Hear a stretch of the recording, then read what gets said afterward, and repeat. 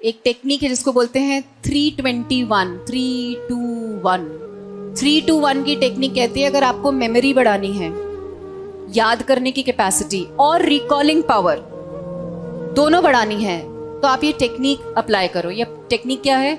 सोने के 3 घंटे पहले 3 घंटे पहले कुछ भी, मतलब जो खाना पीना है वो 3 घंटे के पहले खाना है, उसके बाद नहीं खाना।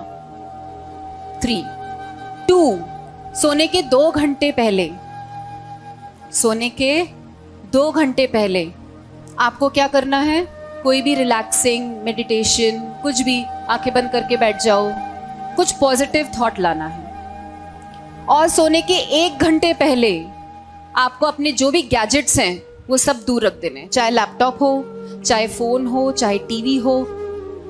उसके बाद, उसके 1 घंटे बाद आप सो। This will work magical.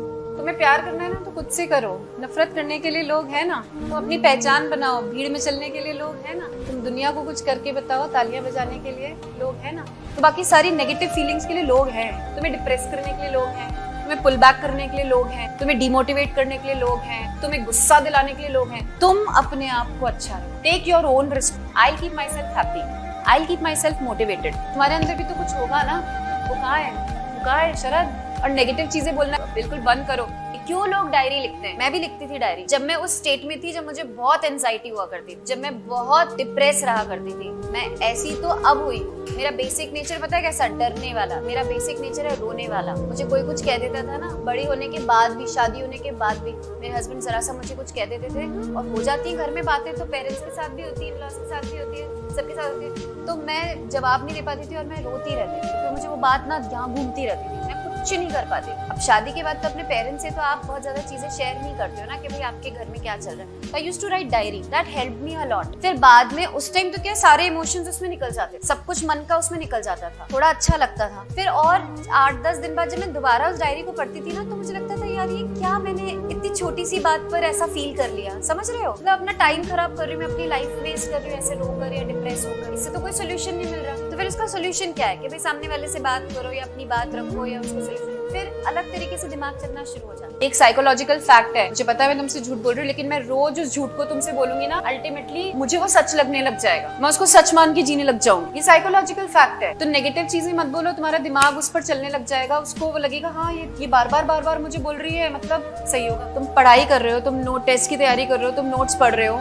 Notes में तुमने देखा इंपॉर्टेंट लिखा हुआ है, अंडरलाइन किया हुआ है, तुम बार बार उसको पढ़ते हो तो दिमाग उसको ज्यादा याद रखता है ना, वो इमेज दिमाग में रहती है ना, यार ये इंपॉर्टेंट था। तो तुम नेगेटिव चीज बार बार बोलोगे तो दिमाग उसको भी याद रखेगा और वो उसको मानकर उस पर चलने लग जाएगा कि हाँ मुझसे नहीं हो पा रहा। तो stop saying negative things to you. Negative बोलने वाले लोग हैं ना, बोलेंगे तू नहीं कर सकता, तू नहीं कर सकती, छोड़ दे।